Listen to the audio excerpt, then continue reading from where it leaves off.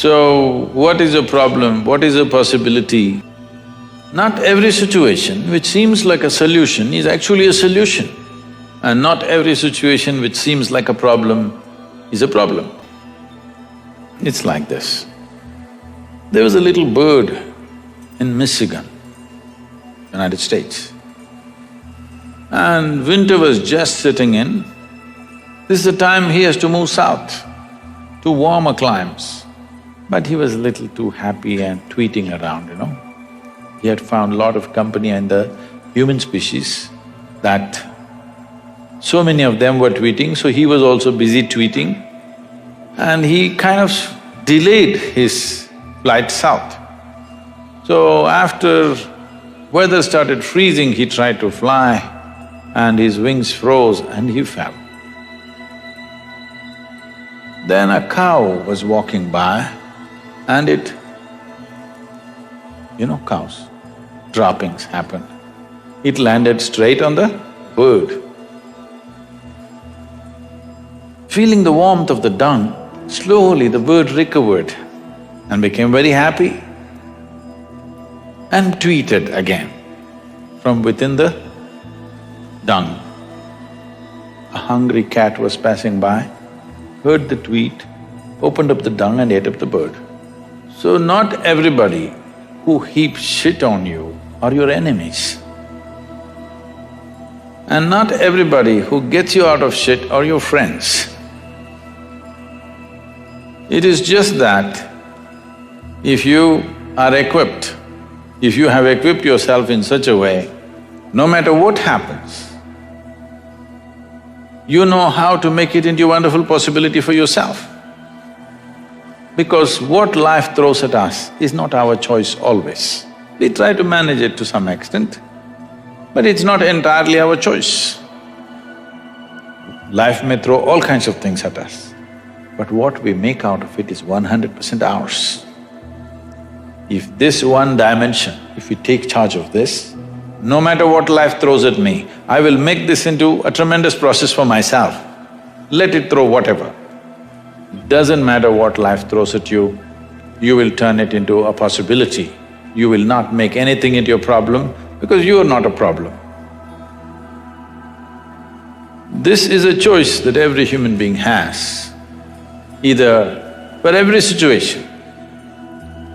When I say every situation, there are only situations and situations and situations in our lives. When you don't know how to handle a particular situation, you call that a problem. What is a problem for you may be wonderful possibility for somebody else, usually is, isn't it? There are no problems in life, they're just situations. You can either make it into a possibility or a problem. You can either you yourself become a possibility or a problem. This is a choice every human being has. But to exercise this choice, you have to be in a certain way within yourself. Within yourself, you are in a certain state of equanimity, balance and exuberance that no matter what life throws at you, you will make it into a wonderful possibility. Life can throw all kinds of horrible things. Do not underestimate life. It can do things to you, yes. It can do all kinds of things to you. Most unexpected time, it will throw something at you that you did not imagine possible. The more active you are, more unexpected things happen to you. Yes. So instead of trying to control what life should throw at you, equipping yourself in such a way, no matter what it throws at you, you will make it into a wonderful possibility. If this one thing is done within the human being, then every situation is a possibility. Once every situation becomes a possibility, this human being will blossom to a full-fledged life. And this is the aspiration of every life, to somehow become a full-fledged life. People always kept account of money and things that they have. But very few people kept accounts of how they are, or they're progressing or regressing, or what is happening. People have taken on this mode. If small things go wrong in their life, they'll find one little person down there and say it's because of him. I'm talking about the husband. If big things go wrong, it's because of him. The big guy up there. This guy, never in account.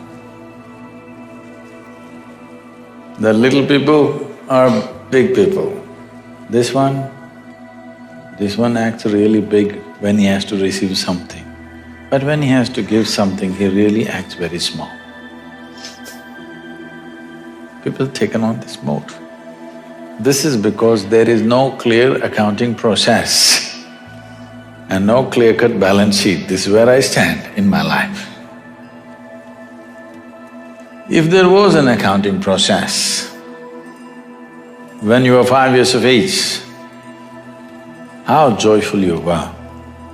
Today, how joyful you are. The balance sheet, is it profit or loss?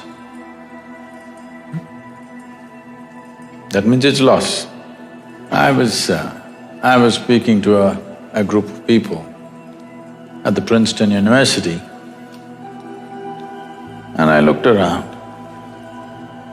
A whole lot of people sitting with long faces. Particularly in university, the faces are extra long. So I looked around, except for 3, 4 faces which were young faces, which were bright, all others. Then I asked them, what's happened to all these people over 30 years of age? Why are they carrying such long faces? One lady stands up and says, they are all married. This has happened only because there is no day-to-day accounting. Every day before you go to bed, if you had a balance sheet going, today, am I a little better human being or am I a little worse? Every day. If you had accounts, once a year, if there was a clear audit, external audit, then very quickly you would have recovered. But after 25 years, one day you realize you are deep in the red. Now very difficult to recover because it's gone to another place. We're to a point where a whole lot of people have an argument that it is not practical to be joyful in the accounting job. A whole lot of people are actually arguing that it's not practical to be joyful. You met a lot of them? Yes or no? People are making a case that it is not practical to be joyful.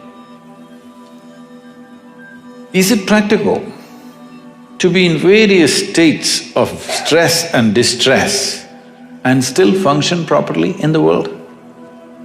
If one has to function in variety of atmospheres, in variety of situations, variety of challenges on day-to-day basis, one fundamental thing is, this must be a peaceful and joyful being, isn't it? Otherwise, how is it practical that a person under great stress or distress can function effectively in any field or any area of life? We must understand this. Engineering means essentially to make things happen the way we want it. That's engineering, isn't it? To engineer this building means what? We want it the way we want it. We could have sat under a tree, but we choose to build this building because we want to sit under something engineered the way we want it, as suitable for us. We air conditioned the place because we want the temperature in a certain way. All this we did, but is it not important that you engineer this the way you want it? Outside is air conditioned, inside is boiling, what's the point? I'm saying power is being wasted on you. In the last 150 years, with the advent of science and technology, we have more comforts and conveniences than any generation ever could imagine, isn't it? Yes or no? You have more comforts and conveniences than any generation could ever imagine. We are the most comfortable generation ever, physically, materially.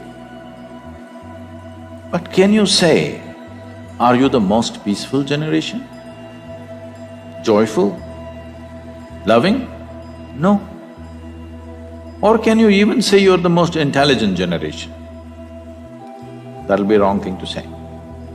Anybody who claims he is intelligent amounts to foolishness, isn't it? Because the significance of intelligence is, it shows you how many loopholes are there in your intelligence. Only a fool thinks there are no loopholes.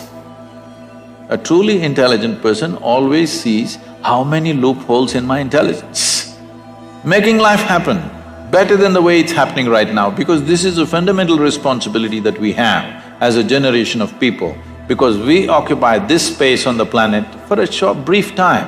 When the last generation gave this planet to us, whichever way they gave it, it's our business that when we leave it little better than the way we had it.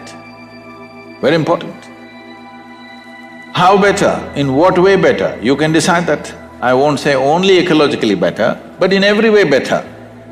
It must be better than the way we got it.